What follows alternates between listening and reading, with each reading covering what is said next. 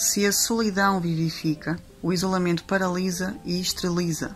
À força de ser alma, cessa-se de ser homem, diria Victor Hugo. O isolamento é inumano, porque trabalhar humanamente é trabalhar com o sentimento do homem, das suas necessidades, das suas grandezas, da solidariedade que nos liga numa vida estreitamente comum.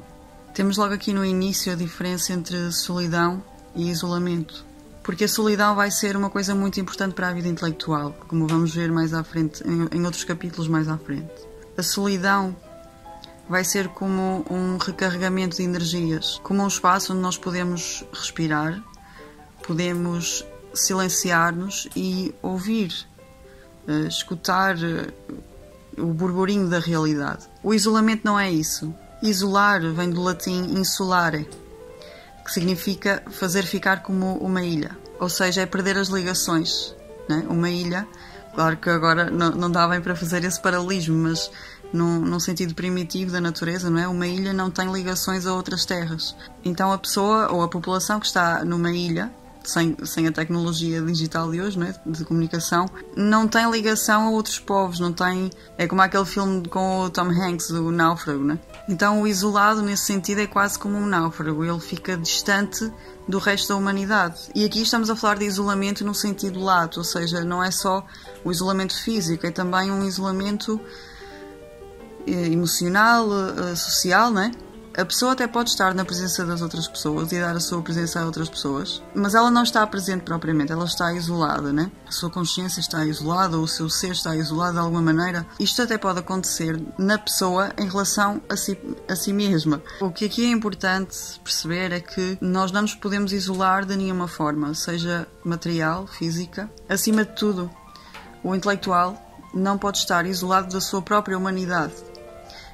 Isto quer dizer que mesmo que ele esteja sozinho, né, mesmo que ele tenha os seus momentos de solidão, ele estará conectado com a sua própria humanidade, ele terá sempre isso presente e é com isso que ele trabalha, é essa a matéria-prima com que ele trabalha. O verdadeiro cristão terá sem cessar diante dos olhos a imagem do globo onde está plantada a cruz, onde os pobres seres humanos erram e sofrem, e onde o sangue redentor procura encontrá-los através de meandros sem conta. Eu acho que é uma imagem muito bonita esta imagem do globo onde está plantada a cruz, porque a cruz simboliza tanto o sofrimento quanto a redenção e a salvação, né? Essa é a jornada humana. Nós falamos no último vídeo que o intelectual é um consagrado por causa da relação que ele tem com a verdade, porque ele procura se manter no domínio da verdade. Como eu falei, a verdade é Deus, é Jesus Cristo. A verdade não é uma informação, não é meramente um dado da experiência, não é uma frase, não é nada disso. A verdade é uma pessoa. Então o autor diz: toda a verdade é prática. A mais abstrata na aparência, a mais elevada é também a prática. Toda a verdade é vida, orientação, caminho em ordem de alcançar o fim humano. Por isso, Jesus Cristo reuniu numa só afirmação: eu sou o caminho, a verdade e a vida. É engraçado como este é um capítulo tão pequeno, tem 1,5 páginas, é um capítulo curtíssimo, mas está cheio assim de um mistério, né? De uma aura mística. O tema deste subcapítulo é que o intelectual não é isolado. E parece que ele começa a falar da verdade assim do nada, não é? Parece, quando estamos a ler, parece descontextualizada, mas porque a escrita dele é muito poética. Estamos a falar de um autor, não é? De uma pessoa que é um cristão, não é? Ele era um padre, era teólogo. A concepção de intelectual que ele tem é do intelectual cristão. E acho que é importante pensar nisto, porque nós estamos num momento em que o cristianismo é mais uma caricatura, assim na imagem coletiva, não é? Do que propriamente uma filosofia ou uma verdade, não é? As pessoas, mesmo as pessoas que são culturalmente católicas ou cristãs, já não estão em contacto com a cultura cristã. Até o são mais por causa da política, não é? Porque a nossa legislação, a nossa política foi beber muito ao cristianismo, embora as pessoas não queiram assumir isso. Mas a questão da moral, não é? Dos costumes, tem muito do cristianismo, é embasada no cristianismo. Então nós temos, de certa forma, uma base cristã na nossa cultura, mas não temos o contacto consciente, voluntário e não temos o desejo também, eu estou a falar na generalidade, não é?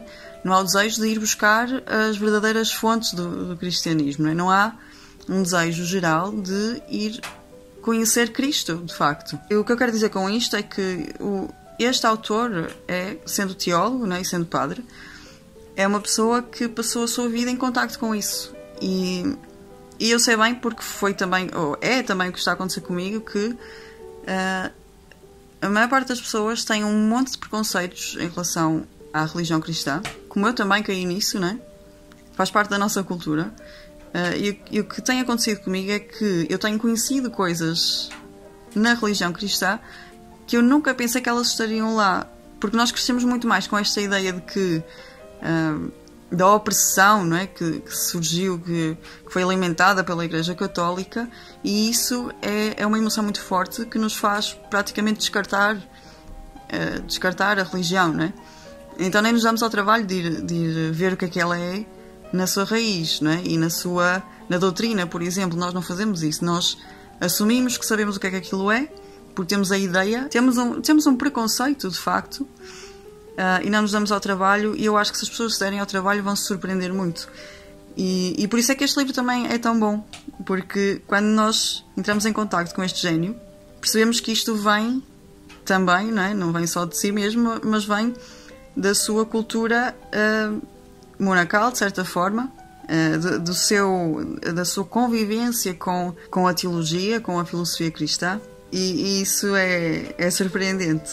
E aqui nós descobrimos, quando ele nos oferece este capítulo que diz que o intelectual não é um isolado, e tudo aqui fala de Cristo, e fala de Cristo, fala da verdade, fala da função também do intelectual, e que parte da sua função é realmente olhar para o sofrimento humano, né? Aí está a imagem da cruz plantada no globo, não é?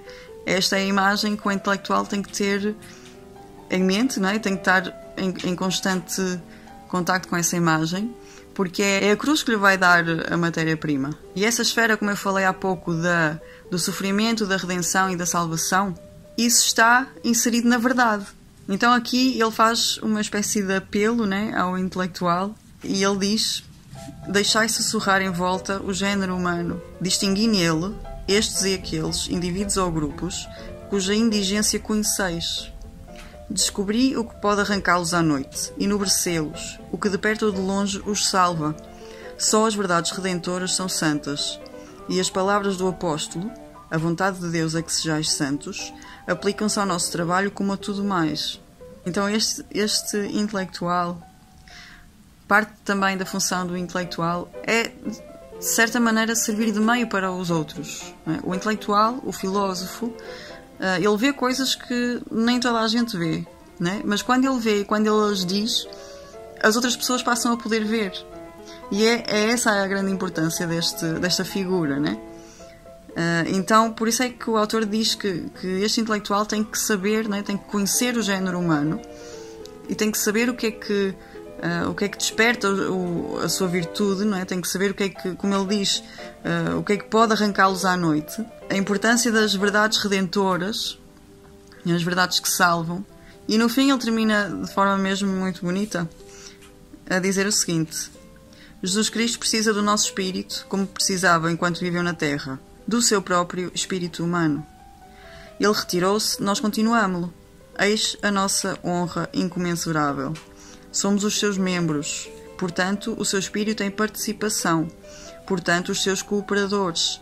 Opera por nós, fora, e pelo seu espírito inspirador dentro, como em vida operava exteriormente pela palavra, e no íntimo das almas pela graça.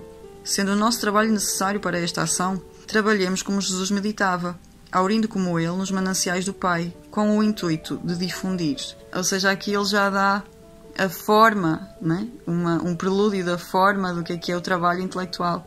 E nós vamos ver cada vez mais ao longo do livro que não existe esse trabalho intelectual, do intelectual consagrado, sem haver um enquadramento espiritual. Pronto, como podem ver, este livro é maravilhoso, né? Continua a ser maravilhoso. No próximo vídeo será O Intelectual Pertence ao Seu Tempo. Se gostaram, subscrevam o canal, deixem o like, Partilhem o vídeo, partilhem com os vossos amigos que têm esta sede, mas se calhar não têm ainda não têm a orientação necessária, não é? Eu aproveito para dizer que este é um livro essencial, mesmo essencial para quem tem a vocação de estudo, não é? De intelectual. Então partilhem com os vossos amigos e continuaremos no próximo domingo.